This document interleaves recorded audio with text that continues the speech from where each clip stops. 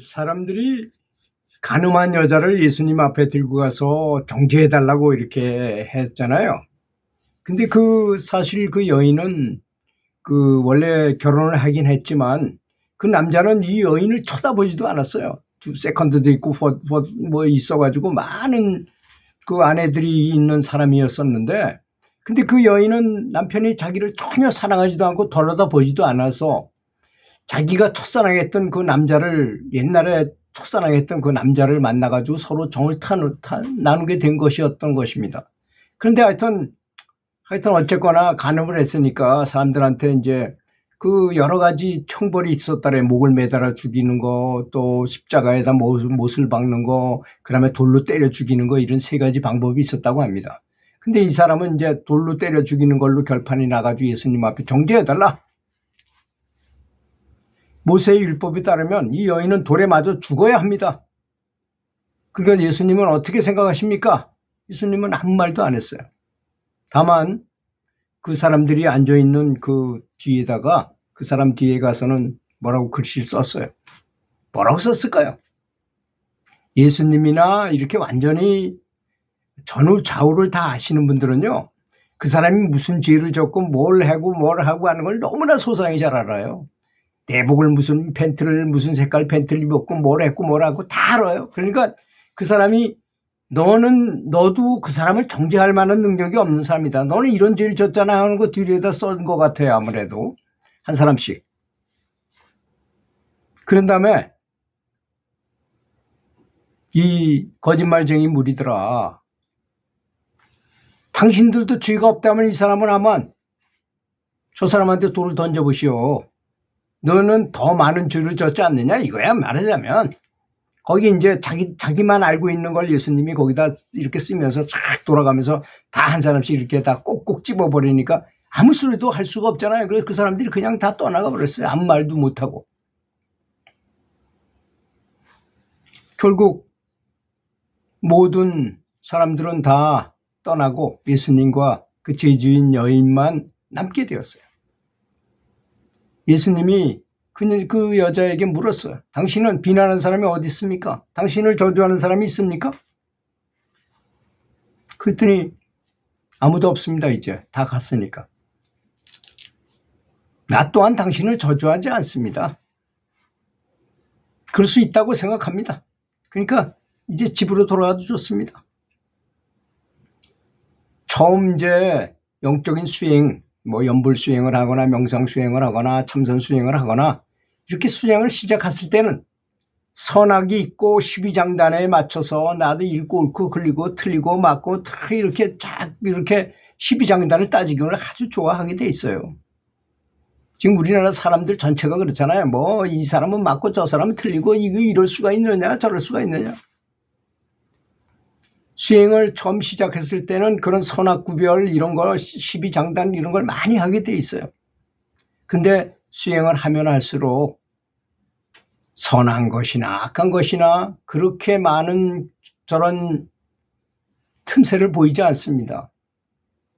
그래서 어떤 사람이 남편이 바람을 그렇게 많이 피워 돈도 많이 갖다 떨어먹고, 근데 두 가지로 나타나잖아요. 어떤 사람은 쫓아가서 머리끝을 잡고서 싸우고 난리치고 하는 사람이 있는 반면에 어떤 사람은 그래다 네 운명이니까 가서 오히려 그 여자한테 돈을 갖다 줘. 그리고 잘 살아라. 그리고 돌아와요. 그 미안해서라도 그 사람들이 헤어져 서로. 그런 신뢰를 제가 몇 번 말씀드렸잖아요. 그렇게 되는 것입니다. 그렇게 대하는 거는 여러 가지로 대하는 것입니다. 어떤 분이 더 높은 수준이겠어요. 원래 인과법보다 더 높은 수준의 법이 바로 사랑의 법인 것입니다. 용서의 법이고 자비의 법인 것입니다. 부처님께서도 말씀하신 게 그거예요. 그렇게 욕을 하러 막 온 사람도 그 부처님한테 욕을 하면서 막 흙을 집어던지고 돌을 던지니까 그 제자가 열받아가지고 쫓아가서 죽일 것처럼 막 쫓아가서 막 화를 내니까 오히려 제자를 탓했잖아요. 너 수행자가 돼가지고 어떻게 저 사람을 죽일 것 같다 이러면서, 만약에 어떤 사람이 선물을 가져와서 왔는데 내가 받지도 않고 도로 돌아가라 그랬다. 그러면 그 선물 누구 거냐? 도로 그 사람 거지요. 바로 그렇다 이거야. 나는 저 사람이 아무리 뭐라 한들 나는 전혀 영향도 받지 않았고 전혀 마음에 상처도 받은 바가 없다. 이렇게 말씀하신 것입니다. 이것은 참 이상하고 설명하기 어려운 일입니다. 그렇지만 수행자들은 이미 그거를 분명히 알고 있어요. 아, 수행을 오래 하면 그렇게 선악에 대해서 뭐 그전에 같으면 펄펄 뛸 것도 보고 그저 별 감각이 없어요. 별 느낌이 없어요. 오죽하면 까비르라는 스승을 여러분들 아시죠? 완전히 깨달아가지고 직조공 노릇을 계속하면서 이 볕자는 일을 계속하면서 손님들이 많이 찾아왔어요. 깨달은 분이니까 돌을 물으러 얼마나 왔겠어요. 그리고 그 부인은 같이 살지만 부인하고 뭐 성관계도 안 하고 그냥 제자처럼 같이 사는 거예요. 그냥 같이 살기만 하고 그 부인은 남편을 스승처럼 모시고 살았어요. 그렇게 산다는 걸 알으니까, 그리고 얼굴이 잘생겼던 모양이에요. 그 부인이.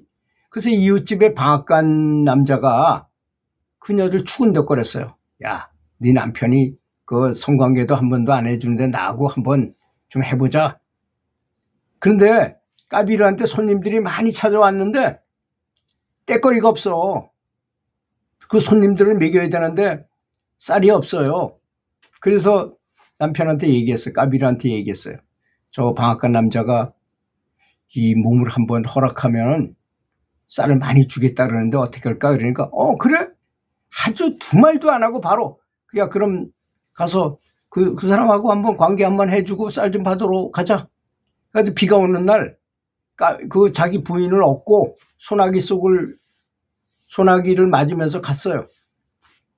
근데 방학간 남자가 딱 보니까 비를 맞으면서 자기 부인을 업고 오는 까비르를 보니까 비가 그렇게 많이 쏟아지는데 이 까비르한테는 비가 한 방울도 안 떨어지더라는 것입니다. 놀래 자빠질 일이잖아요. 보통 사람이 보기에 소나기 속으로 오는데도 자기 부인을 업고 오는데 비 한 방울 안 맞고 쫙 오는 모습을 보고 감히 그 사람한테 당신의 부인을 어떻게 해보겠다고 하는 말이 생기겠어요? 말도 안 하고 바로 그 자리에서 쌀을 몇 가마니 줬다는 것입니다. 그래서 그 쌀을 가져와서 그 손님들을 먹이고 했다는 말이 있어요. 그렇게 성자는 그런 것에 대한 개념이 그렇게 많은 것 같지 않아요.